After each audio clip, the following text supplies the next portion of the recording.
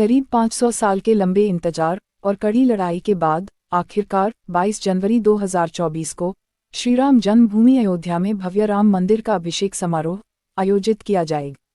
यह सनातन प्रेमियों के लिए भक्ति, खुशी और उत्साह का पल होगा। यह अवसर एक त्योहार के समान होगा। 22 जनवरी को राम मंदिर के अभिषेक व प्राण प्रतिष्ठा के बाद 24 जनवरी 2024 को प्रधानमंत्री नरेंद्र मोदी द्वारा मंदिर का उद्घाटन किया जाएगा। फिर सभी भक्तगण मंदिर में रामलला के दर्शन कर पाएंगे। अवध नगरी अयोध्या मूल रूप से मंदिरों का शहर रहा है। कहा जाता है कि अयोध्या नगरी को भगवान श्रीराम के पूर्वज विवस्वान पुत्र वैवस्वत मनु द्वारा बसाया गया था। इसलिए अयोध्या नगरी में सूर्यवंशी राजाओं का राज महाभारत काल तक रहा। अयोध्या नगरी के दशरथ महल में ही प्रभु श्रीराम का जन्म हुआ था। धन्य धान्य और रत्न आभूषणों से भरी इस नगरी की अतुलनीय छटा और खूबसूरत इमारतों का वर्णन वाल्मीकि रामायण में भी मिलता है। इसलिए तो महर्षि वाल्मीकि ने रामायण में अयोध्या नगरी की शोभा की तुलना करते हुए इसे दूसरा इंद्रलोक कहा। लेकिन भगवान श्रीराम के जल समाधि लेने के बाद अयोध्या कुछ समय के लिए उजाड़ हो गई थी। कहा जाता है कि रामजी के पुत्र कुश ने फिर से अयोध्या का पुनर्निर्माण कराया और इसके बाद सूर्यवंश की अगली 44 पीढ़ियों तक इसका अस्तित्व चरम पर रहा। इसके बाद महाभारत काल में हुए युद्ध के बाद अयोध्या फिर से उजाड़ हो गई। पौराणिक कथा कहानियों के अनुसार प्राचीन काल में भगवान श्रीराम के जल समाधि लेने के बाद और महाभारत युद्ध के बाद अयोध्या के उजाड़ होने और फिर से बसने का वर्णन मिलता है। लेकिन श्रीराम जन्मभूमि अयोध्या और यहाँ बने श्रीराम मंदिर को एक नहीं बल्कि कई बार आक्रमणों का सामना करना पड़ा। अयोध्या को नष्ट करने के लिए मुगलों द्वारा कई अभियान भी चलाए गए। मंदिर में बाबरी ढांचा खड़ा किया गया, भव्य मंदिर को तोड़ मस्जिद बनवाए गए। लेकिन प्रभु श्रीराम की जन्मभूमि कभी नष्ट न हो सकी। वैसे तो अयोध्या नगरी का इतिहास त्रेतायुग से भी पुराना है। आइए आपको बताते हैं अयोध्या नगरी में विवाद से लेकर विध्वंस, निर्माण और उद्घाटन तक श्रीराम जन्मभूमि अयोध्या के करीब 500 सालों का इतिहास। अयोध्या राम जन्मभूमि देश में सबसे लंबे समय तक चलने वाले केस में एक है। राम जन्मभूमि का इतिहास बहुत पुराना है। 1528 से लेकर 2023 तक श्रीराम जन्मभूमि के पूरे 495 वर्षों के इतिहास में कई मोड़ आए। इसमें 9 नवंबर 2019 का दिन बेहद खास रहा, जब 5 जजों की संवैधानिक बेंच ने ऐतिहासिक फैसला सुनाया था। आइए जानते हैं 1528 से लेकर 2024 तक का राम जन्मभूमि के संघर्ष की कहानी।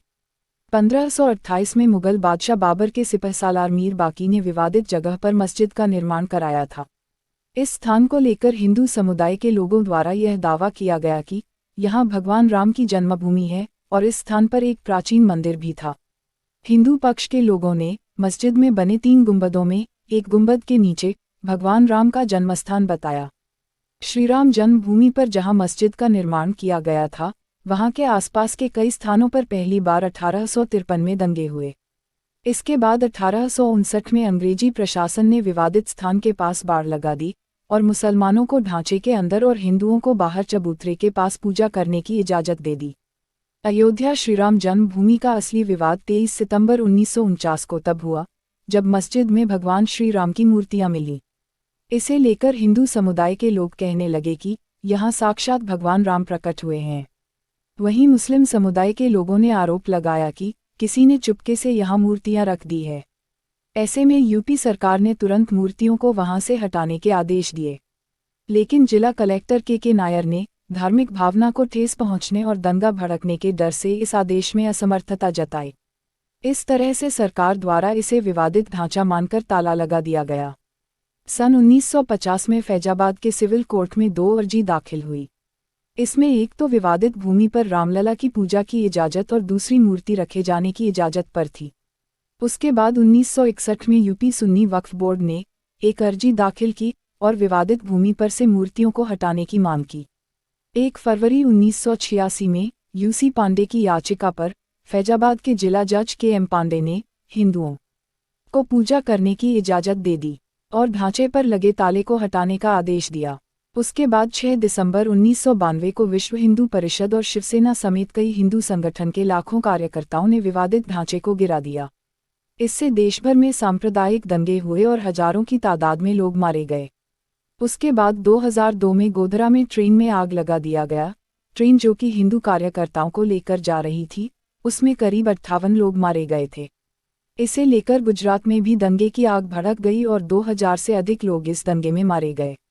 2010 में इलाहाबाद हाईकोर्ट ने फैसले पर विवादित भूमि को सुन्नी वक्फ बोर्ड, रामलला विराजमान और निर्मोही अखाड़ा के बीच 3 बराबर हिस्सों में बांटने का आदेश दिया। 2011 में अयोध्या विवाद पर इलाहाबाद हाई कोर्ट के फैसले पर सुप्रीम कोर्ट ने रोक लगा दी। वहीं 2017 में सुप्रीम कोर्ट ने आउट ऑफ कोर्ट सेटलमेंट का आह्वान किया और भाजपा के कई नेताओं पर आपराधिक साजिश आरोप बहाल किए गए। फिर 8 मार्च 2019 को सुप्रीम कोर्ट ने मामले को मध्यस्थता के लिए भेजा और 8 सप्ताह के भीतर कार्यवाही को खत्म करने के आदेश दिए।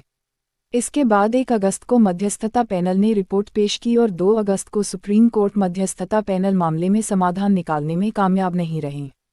इस बीच सुप्रीम कोर्ट में अयोध्या मामले को लेकर प्रतिदिन सुनवाई होने लगी और 16 अगस्त 2019 को सुनवाई पूरी होने के बाद फैसला सुरक्षित रखा गया।